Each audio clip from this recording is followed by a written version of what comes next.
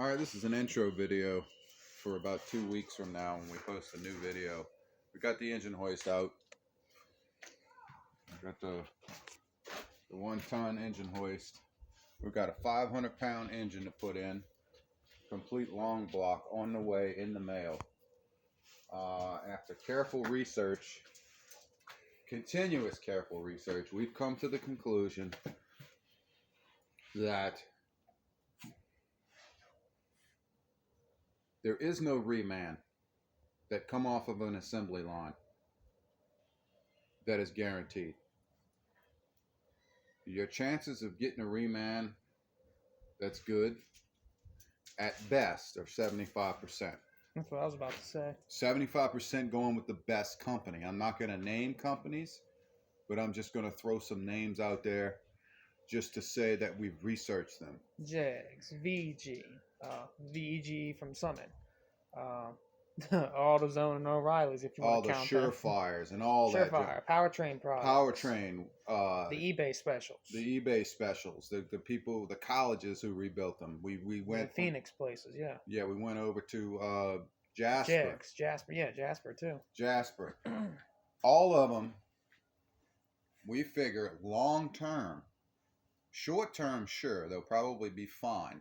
If they don't have failure within the first 30 days, that doesn't mean anything. We're talking about long-term durability. 10 years, 20 years. No. Mileage. 100,000 miles and such. I found that parts are really trash today. They're not the way that they were from the Ford and factory. So I say 75% at best with Ford's remans from Ford's factory itself. Which we found where? We found at Ford Parts Giant, which sells actual factory parts by their numbers. Right. You go to the site, you can navigate through, and you'll find other parts that are actually hard to find on eBay and Summit. So what we actually did was we ordered an engine that has a little over 100,000 miles on it. A used engine from a reputable seller who was able to provide a VIN number to do a Carfax. We were able to sit down and figure out who the first and the second owner were, that it was a fleet vehicle, that it was driven between years of such and years of such, and the mileage added up correctly. And then we figured out kind of what, by the way that it was serviced on the service chart, who actually serviced this vehicle, and that it was pretty much used as a fleet vehicle. And so we figured that out, and we've come to the conclusion that we ordered the best engine that we could get, and we got lucky, and we got the engine for $800. And it just happened to be a VIN Z from the same year. Bi-fuel out of an E250. This is an E350, but it's the same engine. And when it comes in, we'll go through it, change the seals, check things out, check crank play, check rod play, check all that out, check the time and chain tensioners, check all that out. But know that from 1999, these were genuine Ford parts, and all the parts inside the engine meshed well for at least 100,000+ miles. If you change the oil correctly and you drive these things nice, and in other words, you don't have a lead foot or you don't abuse them, even though they can handle the abuse, because this one sure has for 10 years. And I bought it with 70,000 miles 10 years ago. And it's got, I don't know, over 400. 140. Yep. It's got 140,000 miles, but about 400 and something plus idle miles on it. This thing probably idled to the moon by now. It's idled all day, every day, for purposes of work and other reasons. And it's pulled heavy loads, enough to blow out the transmission once on me already. So to get a complete rebuild on that. So my point is that we've come to the conclusion that you'd have a better chance at getting a decent mileage junkyard engine. And for $800, we couldn't pass up an engine with a little over 100,000 with the records to prove it. And a VIN Z, we don't need the bi-fuel because we've disconnected that.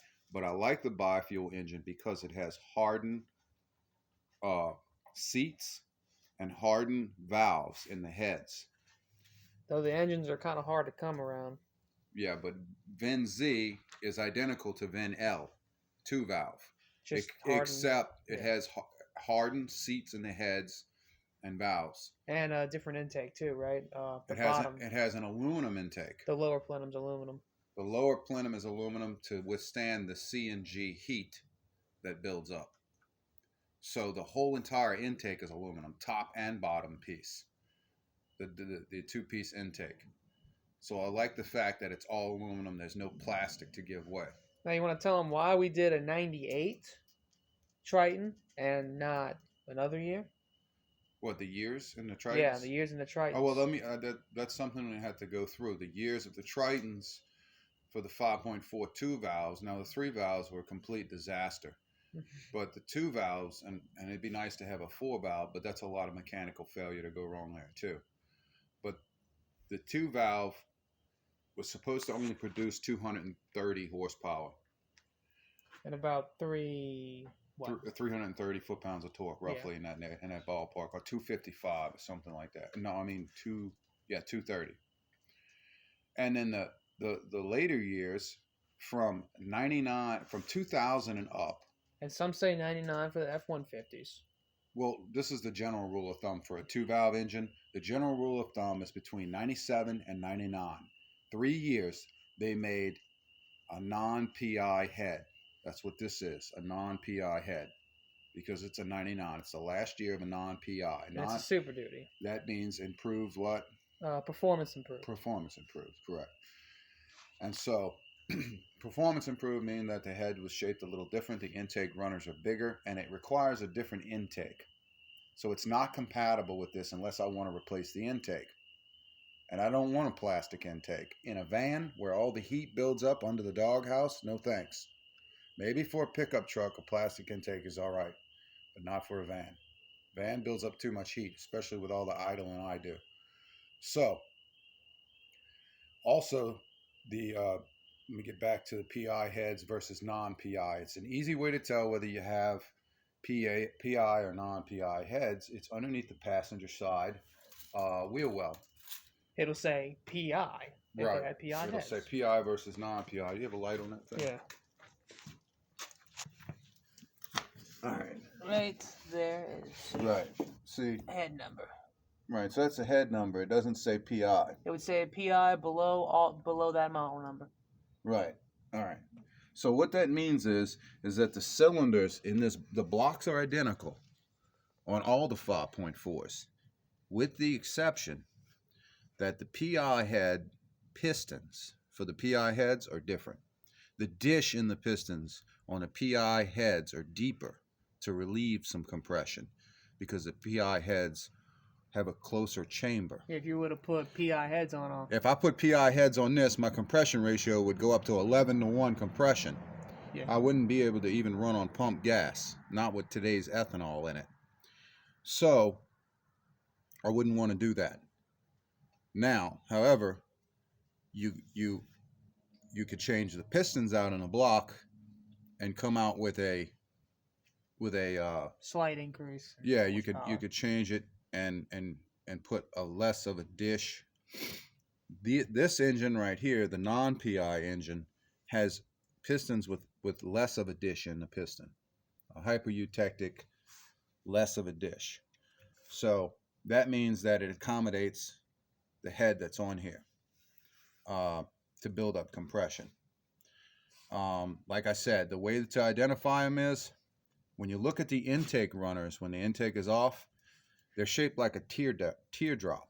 This one's got more of a circular shape to it. Yeah, a teardrop, circular shape. When you look at the intake runners on the heads that are PI heads, if they're off of a vehicle, and you look at the intake runners, they're shaped more like a square triangle, less of a teardrop. Yeah, like a rounded square. Yeah. It's not round at all. It's actually almost a square, like an offset square. So that's the PI head. So the non-PI's got the teardrop, and the PI has the whatchamacallit. Plus, you can just follow the identifying numbers right there. Okay? Now why not an 01 Triton or a 2000 Triton? Sorry. What do you mean? Weren't there a set amount of years for the F-150 for the 2001 year? What do you mean? The spark plug. It was something about the spark plug issue. All the Tritons came, 4 threads holding the spark plug. Yeah, the spark plug shooting issue. Ford tried to do something, and I gotta do another video on that later, but because I gotta make sure that information is exactly correct. But I do know at 2001, I've owned a pickup 2001. It had like an extra, with a Triton. Yeah, an extra little metal ledge that it had a metal lift, like a aluminum lift on the head, on the PI head, that actually raised up. So it was the early years of the PI head that raised up and gave you 4 threads or less.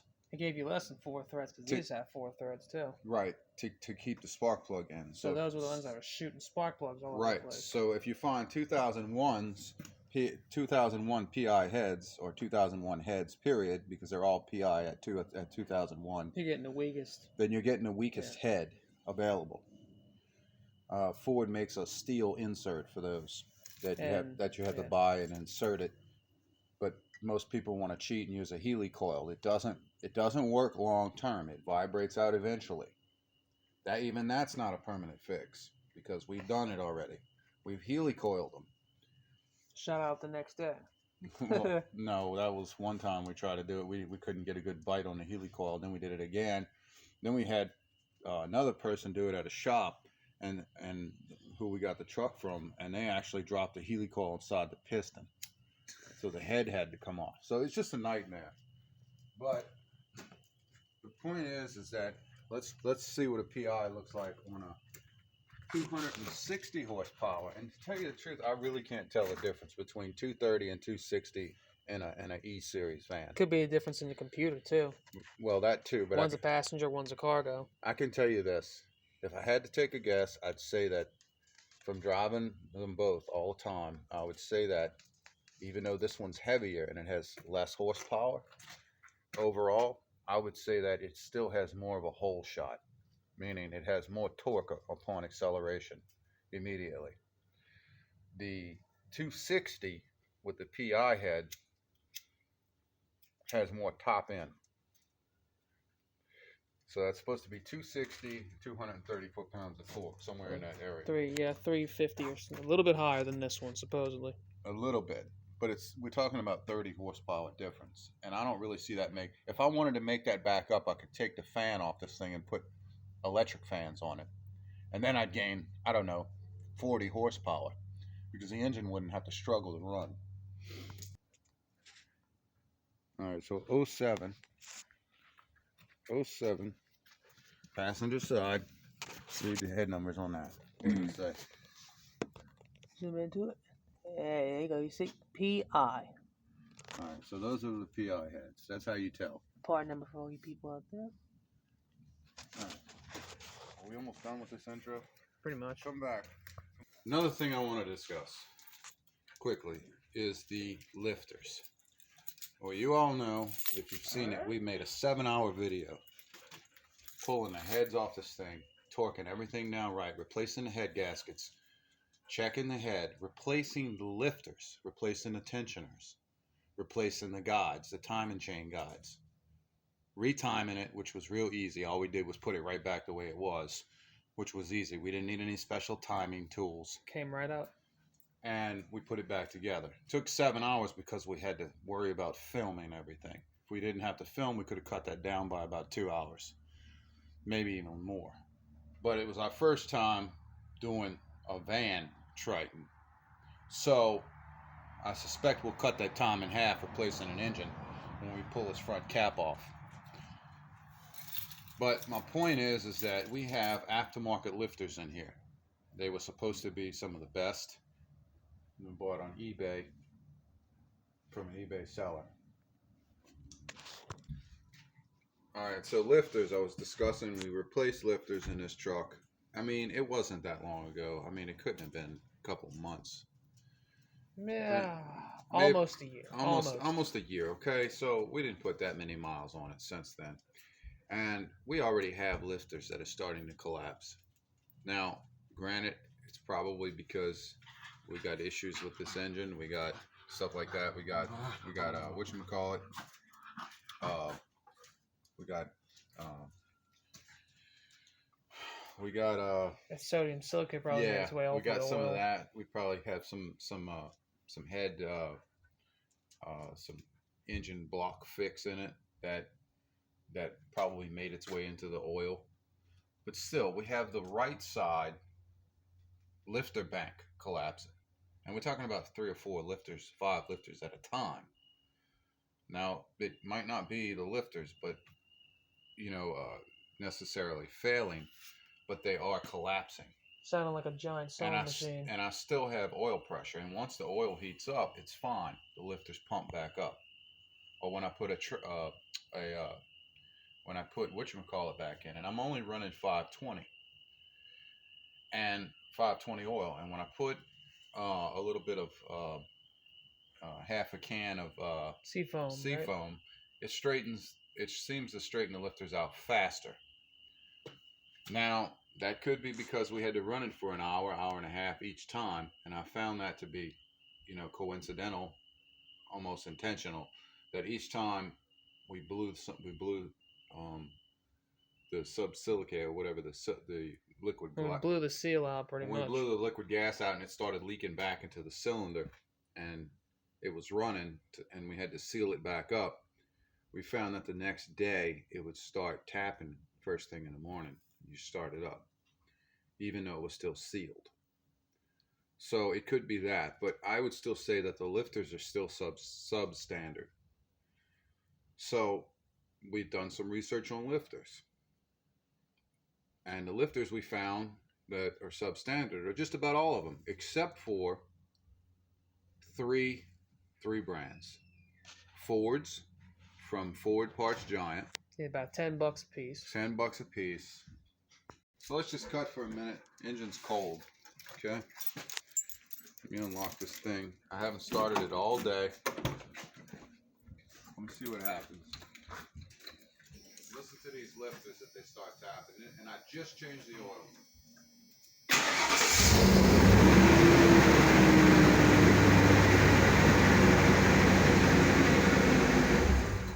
Well, it just proved me wrong today. But it did prove another thing right. That the block sealer that we put in here was the problem. Some of it must have gotten into the oil. And I mean probably through the piston, going down, passing the rings, and into the block. Well, we changed the oil a few days ago. Yeah, I know, but we haven't ran it much since then, just to the store and back twice. Yeah. With new oil in it. After we had sealed it up again with block sealer. Right. So here we go with new oil in it, and we don't have a tick-tap. All right, so those lifters didn't collapse anymore. But since they tapped so long and so hard, probably did some damage to the lifters, to the rocker arms. So when we get this new engine, we were trying to discuss what kind of lifters to put in them. I'm almost tempted to leave Ford's original lifters in there. However, because it has over 100,000 and they're famous for their tic-tac, the 2 or 3 available options for good lifters are the Fords from Ford Parts Giant, $10 a piece. Might take a while to get in, but they're factory. They're factory, and we need 6 of them for this Triton. 16, I think. 16. If you want to do the whole thing, yeah 16. We need 8 per side. There's a 2-valve engine. So the other option is to get Trick Flow. Trick Flow is about $120 or $160. 125 for the complete 16. Okay, Trick Flow has a good rating. So Trick Flow, and then Federal Moog. Moog, yeah. I don't know how. Yeah, Federal has a very high rating, but you can only get them in pairs of 4 and 5.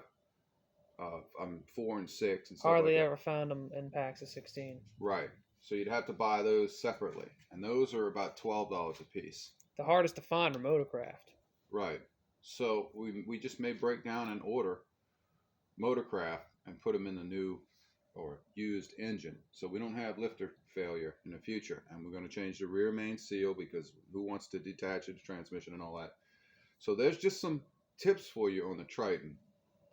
So again, a review: you cannot use PI heads on a non-PI block unless you want 11 and 0.23 to 1 compression ratio. Something in that range. You can't run on pump gas, and your computer's going to go haywire trying to compensate. So I don't see how that's going to happen. Then if you put PI heads on a if you put non-PI heads on a non-PI block, you're going to get 8 to 1 compression.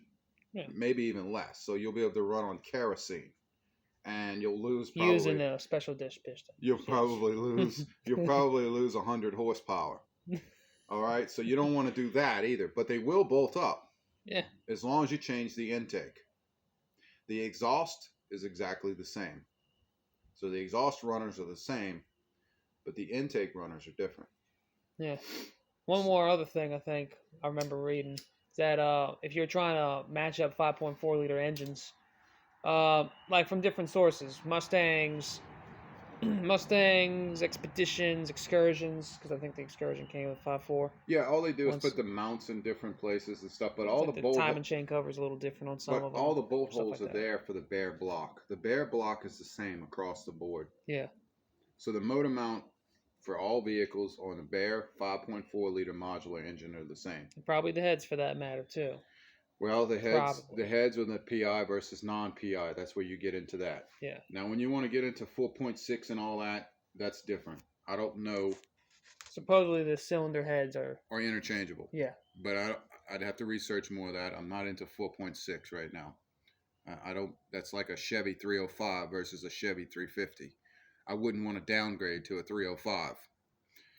So this is just to discuss the 5.4 and what we've decided to do, and this is turning into a lot longer than an intro video, but hey, take it for what it is. Somebody out there might be in the same position. They might have a nice van body that they can put to use and put to work, and they might not want that European style garbage Sprinter look, flat looking van made out of cheap thin tin, and they might want a rounded body style, and they might want to keep it going. So here's your tips for your engine. Try to locate a used engine that you can track down through Carfax. That's what I've concluded that's the best option, because it's really not worth playing roulette or,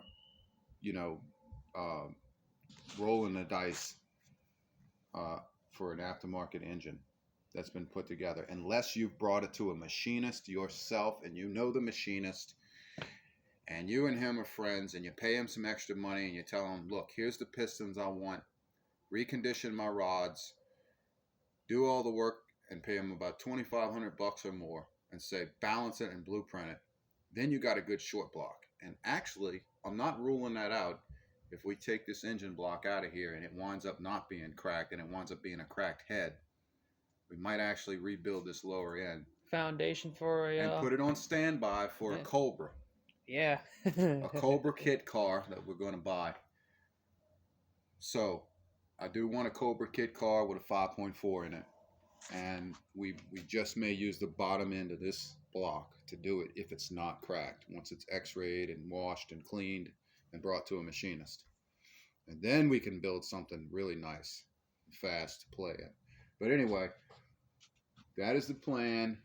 In a week from now or so, we'll get the engine in, we'll start doing some filming, and we'll make a video of what it looks like taking all this garbage apart and putting it all back together and putting it in, taking this front cap off, leave the fenders, you take the bumper and all of that off. We've only seen one video, and it's a fast slideshow. It's a slideshow, but it shouldn't be hard to change the engine in a van. Not this van, because it's not like a Chevy or a Dodge where you have to pop the rivets on and then bolt it back together, the radiator support. We're going to lose some Freon, but it's only 134A. It's not expensive, so it's not a big deal. Plus, I'd like to vacuum this system down anyway and change the dryer and clean the orifice. So, no problem.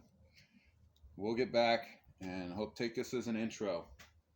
And the van just proved me wrong. It's unpredictable. See, when vehicles start to get unpredictable, I don't trust them anymore. When I don't trust them, I can't drive them long distance. But so far, this one has not left me on the side of the road. So it's still my friend for now, until we replace the new engine and see how that works, or the used engine. And I know it doesn't have 400,000 miles of idle, because nobody, not even police, idle more than I do. Not even an ambulance idles more than I do. Every day, all day, for work. Several hours of idle. Right, and if we're using different equipment and machines, and I have inverters and stuff for reasons that I need to idle. So, and plus we do service, so we're from place to place to place to place. Just get driven, idle, driven, idle, driven, idle. That's exactly what happens. So, we'll see what happens.